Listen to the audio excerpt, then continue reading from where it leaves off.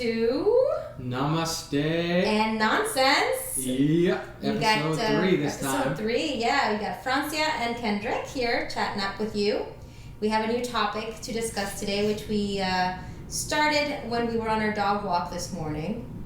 And it's a topic I think we've both kind of curtailed about in different ways. How would you sum it up? We talk about it all the time. It's literally like a 2-year-old conversation, and we still haven't been able to find a conclusion for it. No. But the basics is that there's two main, really benevolent people, right? There's Buddha and there's Jesus. Mm-hmm. And then we always go back and forth about which one's better, which one's more right. We don't go back and forth. You want to decide. I always say both are. Both are equally important in a spiritual life. Both are equally beneficial teachers. But you always want to pin one against the other, like they're trying to fight or something. But I just think that what Buddha teaches is detachment from the world, and that's a stepping stone towards what Jesus teaches, which is loving the world with detachment. Mm-hmm. And I don't see how you can see that any other way. So, that being the foundation of the topic, right? Buddha versus Jesus. Fight! Round 3. Finish him! The topic came up again this morning because Kendrick was saying how he has a coworker that's going to be having a baby, and they're putting a nice card for her, and they're putting down advice that you would give this new soul that's about to enter the world. And I asked Kendrick what he put on this card, and you said? My quote was, learn to love the little things. Right. Learn to love the little things. And just a quick intercession. This poster thing was really cool because we think about all the different people that work at this park that I'm working at now, right? Mm-hmm. There's maintenance people who clean the bathrooms and take out the trash. Mm-hmm. There's people who take care of the grounds, people who work in the hiking trails, people in the camp store, then there's managers and all kinds of different people. Yeah, all walks of life. So everybody was asked if there was one thing that you could tell this little girl, this new human who's about to come into the world, one thing that would help her find success and happiness in life, what would it be? Mm-hmm. And Kendrick's was? Learn to love the little things. Okay. And so then I thought, what would I put on this card for this small little life? And for me, the only thing that really came up was don't sweat the small stuff, and it's all small stuff, which is the title of a book long time ago. I don't know I'm sure it's still out, but that I gifted to my brother 1 year at Christmas. And sadly, he died before I was able to give it to him. He died in February, and we didn't get to see him that Christmas. So it's a title of a book that has resonated a lot with me, and I think has inspired a lot of my deeper understanding of life and loss. If it's all small stuff, then why am I going to sweat it? So I guess that led us to kind of thinking it's almost the direct opposite of his quote, which was learn to love the little things. It's like the perfect example of the discussion that we introduced the topic with. Right. Like I see the world through a Buddhist perspective, and meaning don't worry about all the small things. Right. It's all small things. Right, because it's all an illusion. It's not really real. It's not there. You're in a dream, and it feels real, but not any more real than it would feel if you were in an actual dream.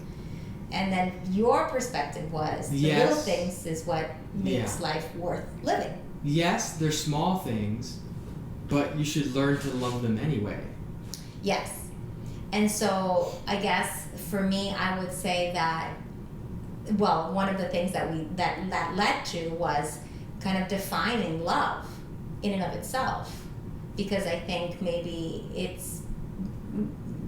what is it called? Convoluted? Corrupted the idea of love, right? Because if love has attachment to it, is it love? I would say no. If I need you, then that doesn't mean I love you. That means that I'm attached to you. I crave that. I don't necessarily love you. I think it's still love. It's just been corrupted. Yeah, but then it becomes something else at that point. Now it's like a new ugly thing. Yeah, exactly. So and then vice versa. So if I pretend like nothing matters and nothing's important, that's still not love, because now I'm just cold and jaded and hard. Yeah. And that's not love either. For me, the definition of love is not paying attention to the little things, because everything is ephemeral, everything will fade and nothing lasts. So why get caught up on it? Enjoy it, live it, have it, be a part of it, know that it won't stay, whether it's good or bad. I guess that was my perspective. No, but I still think that you should be able to just enjoy. I'm not saying don't enjoy it. You can still enjoy it. I'm just saying don't get caught up in it. Yeah, but that's a whole different, then we just agreed that at that point that's not love anymore. Right. So then, would you agree with my statement? Learn to love the little things. Love, as in what we're talking about. Real love. Love without attachment. Love without needing it. Yes, I do agree with your statement at an overall general, outlook of life. Yeah, you should love the little things. You should love the warm blanket and the book and the smile and all those little things that make life beautiful. You should love all those things. But what happens when those little things stop? When you don't get the smile, when so then is that leading you to suffer because now the little things you love no longer are there? Well, no. If you suffer, then that means that you had a corrupted type of love, like you were overly attached to it. Yeah, but see what I'm saying? See how it can be confusing? Because if your direction to someone is, learn to love the little things, right, and they follow that, then what happens when those little things aren't there? Okay, so I think our problem is how we're defining the word love. I don't think that's our problem. Because I think that's the least of our problem. You're seeing it as this a slippery slope that can easily be corrupted. No. Whereas I would call that obsession.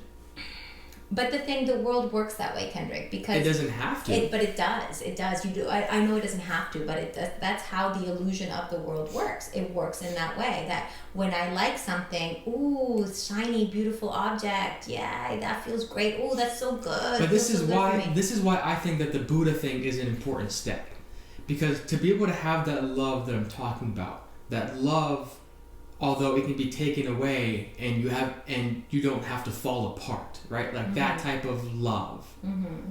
And not only can it be taken, it will be, because all things end. Right. But in order to have that type of love, you need to first understand what you just said and know to detach from it. Mm-hmm. It's kind of like if somebody was going bungee jumping. Mm-hmm. What you're worried about, and what most people in the world do, is they go bungee jumping without a harness. They're like, oh my god, I freaking love this thing. They dive in head first, right? Mm-hmm. And then they die, or they get extremely hurt and start suffering. Right. What my perspective of Buddhism is saying, you know what? Take this harness. I don't need a bungee jump. I'm perfectly detached from the world. I don't need the excitement. I don't need the thrill. I don't need the rush. Oh, I see what you're saying. Whereas what I would say is having that detachment at the same time would be wearing the harness, jumping, loving it, being excited, but oh, wait a minute, it's time to come back. Well, good thing I have the harness, and come right back up.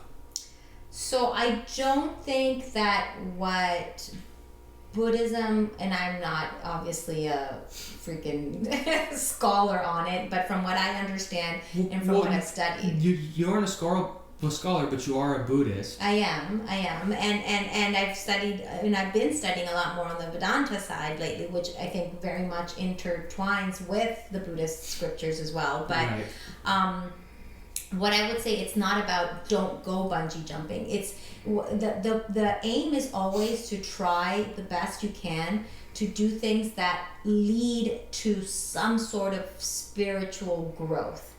And so what happens is when we are in this world, we get caught up in the materialness of the world.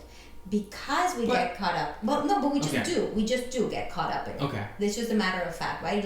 Like it's so pretty fall. Yeah, we do, but I feel like I don't see why that's a problem if it's not an excess. Well, because like for example, on Alexander's birthday, right? When we went to the VR place, like, what if the whole time we were playing, I just sat around like, wait, but guys, remember, this is just a video game. It's not real. No, but that's what I'm trying to get to. So because we get caught up in it, we try to and avoid things that feed to our deepest desires, right? Many religions actually don't believe that desire really truly is kind of like what they personify as Satan, or Mara, or whatever you might call it, right? Like the desire is what leads us to stray, to suffer, to have hardship.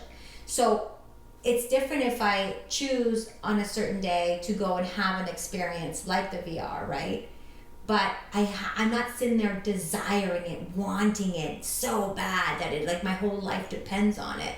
Now, is that a bad thing? No, because that would be what we want to do, right? To achieve enlightenment is we desire that's the last desire that needs to be dissolved, is the wanting to come back to source, to return to self. So if the desire drives you in a direction that's not conducive to growth or to well-being, then it's harming you. Yeah, but you're literally like slippery slope, like personified. Because that's what happens. Because it starts, like an alcoholic, right? They don't start drinking 1,000 beer a day. They start with one sip. Yeah, but that doesn't mean that the one, like, that is the slippery slope argument. I know. By saying one sip will lead to being an alcoholic. No, not for everyone, but for that person that has those vasanas, those desires that are shaped by the decisions they've made in the past.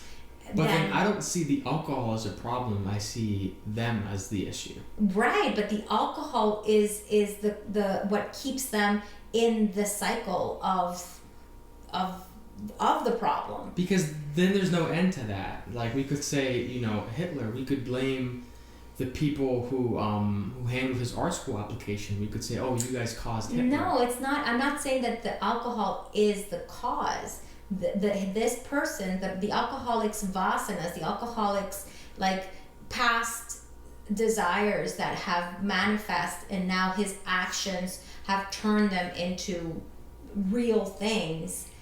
That is what the problem is. But it always comes back to the person. The person is responsible for their actions. I can't blame you for my actions. I can't say Kendrick made me do this. You can say it, people say it, but it's a cop-out. Nobody's responsible for your actions. The only one that can be responsible for your actions is you. So I'm not blaming the alcohol. I'm saying that if this person knows, if they use their intellect and they realize, hey, you know what? Every time I drink, I don't drink just a couple sips. I don't have one glass of wine. I go crazy and I drink 30, right? Maybe that person shouldn't be going to bars and clubs. See, so what I would say is that for him, the Buddhist approach would be the necessary first step.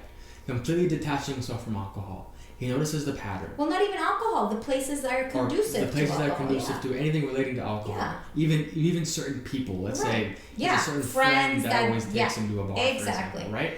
That's you can't. You want to remove yourself from that.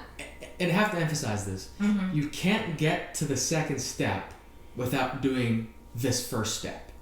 You have to remove yourself first. You can't skip 100 levels forward and make it to the ultimate thing. Mm-hmm. First, you have to remove yourself from the whole shebang. Right. But eventually, you can't just keep hiding behind detachment. No, but that's the thing, right? You can't just keep avoiding that friend. You can't just keep avoiding bars. You can't just keep avoiding alcohol forever. But that's when you've grown enough, when your intellect is strong enough, so that now you know that when you go to a bar, you know what? I realize I don't need it. I can be here and enjoy my friends and enjoy the music. I don't need this. And you know that at that point, because now you're strong enough to make those logical and purposeful and choices at that point. Until you get to that point, now you're just gonna just keep kicking yourself down, just keep shooting yourself in the foot, and then it's not gonna get any better for you. But you agree that eventually, in order to have full healing, and so embracing it would be the solution. Absolutely, you have to. Not removing yourself. Not embracing it necessarily, but embracing the aspects of it that are beneficial. So if you have a social situation and it's fun and you hear music and you can go dance, you can go hang out with people, your cousins, your tias, your tios, everybody's drinking, having a good time. That doesn't mean you need to drink. Right. But now you're strong enough to avoid You have the strength to be able to embrace exactly. So there's this first step, removal. Second step, embrace. What does that remind you of? For those types of situations. But you're missing the point here is that is also included. The inclusion is like they call the Buddhist teachings like a raft, right? You need the raft to cross the river, but once you cross, you're gonna pick it up, put it on your back, and lug it with you. Like you've used it. So now that you've used the raft to get across the river, you don't need it anymore. Put it down and continue on your path. Continue along the way. Why are you gonna carry things that are burdening you? So that would be like someone that says, no, I can never, ever go out with that person again. Exactly. Because they're carrying the raft with them. They're putting extra load that they don't need. So that is a step in the Buddhist teachings as well. Right. Is once you have fulfilled that first initial strength that you need to get over these things, then enjoy them. And I don't think Buddhism ever says don't enjoy. It just reminds you constantly. And actually, for me personally, it makes me enjoy things more, because then when I go, like for example, when I go out for a walk and it's cold outside, if I remind myself, well, soon it's going to be really, really hot, that's like, okay, well, enjoy this because it won't be here very long. Mm-hmm. So it can be beneficial when you remind yourself that everything is fleeting. And but it's harder on the other end when it's something you really, really like. You still should remind yourself, in the peak of summer when I'm paddleboarding and it's beautiful and hot, sunny out. If I sit there and remind myself, this won't be here very long. Winter's coming, fall's right around the corner. That doesn't feel as good, but it's important, because then now when winter does come, I don't hit a low. I've reminded myself that this is all just temporary. And I'm just here witnessing and being a part of it, like you said, loving the little things without attaching myself to any particular thing. I don't know. I think you should just enjoy it while you have it. Yes, you should enjoy while you have it, as long as you're mindful that it's going to go away and you're still going to be whole, even without that little thing. But you should enjoy it. I don't think anything in Buddhism says to not enjoy, to not have fun, to not love what you do. And obviously a lot of it has to do with, what's your duty, like should I go and be enjoying, I don't know, doing something ridiculous while I should be working instead? Like, what's your duty? What do you need to be doing now? And that's what you should take precedence. That's what you should put emphasis on. Not going and enjoying the little things. I don't know what all these rules you got. They're not rules. It's just a perspective, a way to look at life and at the world, so that it minimizes pain and suffering. At least for me, it has. I mean, not always. Sometimes I still get caught up in the minutia of things, and I think it's real. And then it's like that story in Vedanta where the king wakes up from a dream, and in his dream he was a beggar. And he wakes up in a huffy, and he's like, was I the king dreaming I was a beggar, or am I a beggar dreaming I'm a king? And, maybe in the end, he's neither. Both of them are dreams. And he just hasn't awoken from either one. Or maybe he's both. I don't know. I don't know. Yeah, but what's that point? It's like me playing a video game and pointing out, hey, by the way, it's all ones and zeros. I guess it's because it just reminds you, like, we get so caught up in our identity, right? Like, if people are, who are you? You know, oh, I'm Francia, I'm Kendrick's mom. Yeah, but you're talking about an extreme. No, not an extreme. I think it's good to think about it on the basis of small things, you know? I live in Germantown, I was born in Venezuela, like, I have all these things, right? But all those things are attributes about me. They're not me. They're not me, the soul of me, the who I am. And so then when I realize that, then I realize it's all just illusionary, you know, like a story. Yeah, but that doesn't necessarily make it bad. No, and I don't think you should make it bad. I think you should try to make it fun and enjoy it. But the problem comes when you get caught up in it and you believe it. You believe, no, wait, I'm this. I'm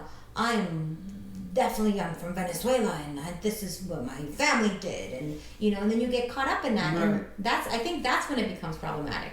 But if I enjoy it and I like, well, you know, I like arepas, you know, it's like it's not a big deal.